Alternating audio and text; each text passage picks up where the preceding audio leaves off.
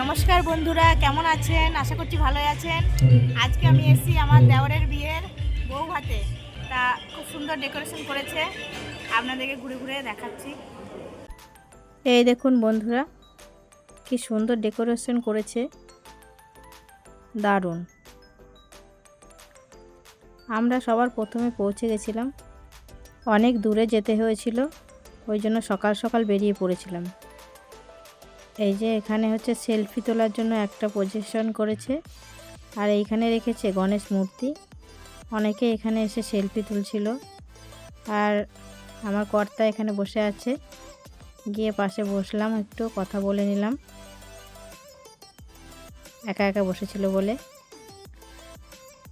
এই জায়গাটাও একটা বসার জায়গা, এখানেও বসে অনেকে ছবি টবি তুলেছে। এই যে আমার যা দুই মেয়েকে নিয়ে বসে আছে, আবার আমার মেয়েও কিছু একটা খাচ্ছে।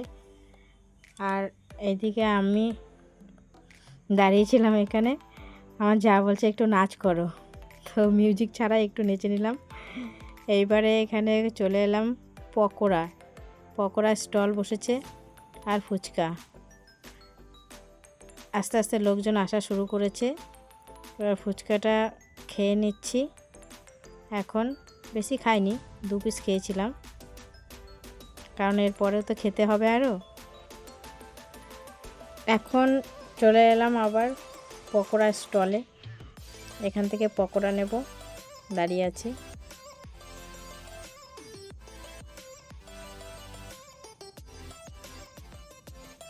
নিয়ে নিলাম পকোড়া, খেতে শুরু। ভালোই লাগছিল খেতে। আমার মেয়ে আবার নাচ করতে শুরু করে দিল।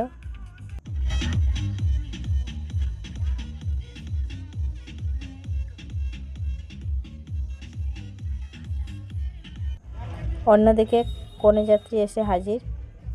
কনে যাত্রীকে গোলাপ ফুল দিয়ে বরণ করে নেওয়া হচ্ছে। আমরা সবাই গেছি বরণ করতে।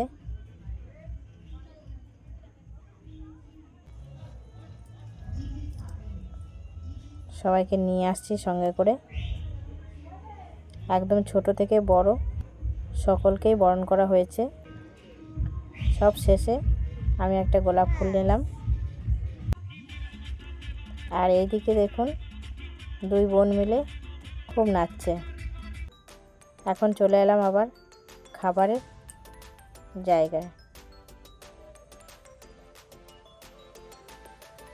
বললো তাড়াতাড়ি খেতে হবে, কারণ বাড়ি ফেরার আবার ব্যাপার আছে। প্রাপ্তি বলল, মা তুমি তো মাথায় গোলাপ ফুল লাগিয়েছো, তাহলে আমার গোলাপ কই? তো আমি তখন একটা গোলাপ ফুল নিয়েছিলাম, সেই গোলাপ ফুলটাই ওর মাথায় লাগিয়ে দিয়েছি। দেখুন তো কেমন লাগছে। ও আবার আমাকে বলছে তুমি 2টো পরেছো আর আমি একটা। আবার মেহেন্দি পরেছে, দেখুন সেটা দেখাচ্ছে।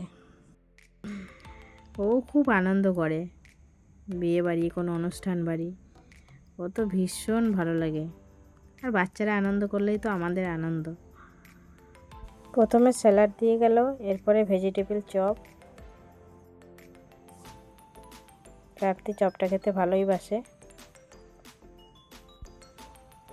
কর্তামশাই খাচ্ছে, ওনার পাশে একটি মামা বসেছিলেন। এত কথা বলছিল, সারাক্ষণ কথা বলেই যাচ্ছিল। খেয়ে দিয়ে 5 মিনিট রেস্ট নিয়ে আবার গাড়িতে উঠতে হবে।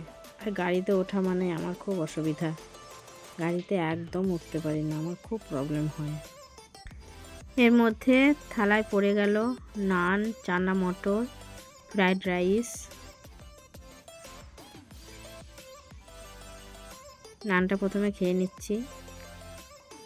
আমার মেয়ে বলছে আমি একবার আন্টির সঙ্গে দেখা করতে যাব। একবার করে এসছে দেখা, আবার ওকে যেতে বলেছে বলে ও আবার যাবে। এরপরে পড়ে গেল চিকেন আর সাদা ভাত। সাদা ভাতটা খেতে আমি খুব পছন্দ করি। পরপর দিয়েই যাচ্ছে, কোনটা থেকে কোনটা খাবো।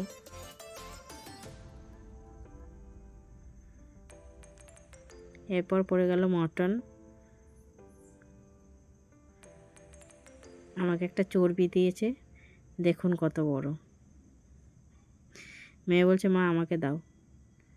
সব শেষে পড়ে গেল আইসক্রিম আর মিষ্টি।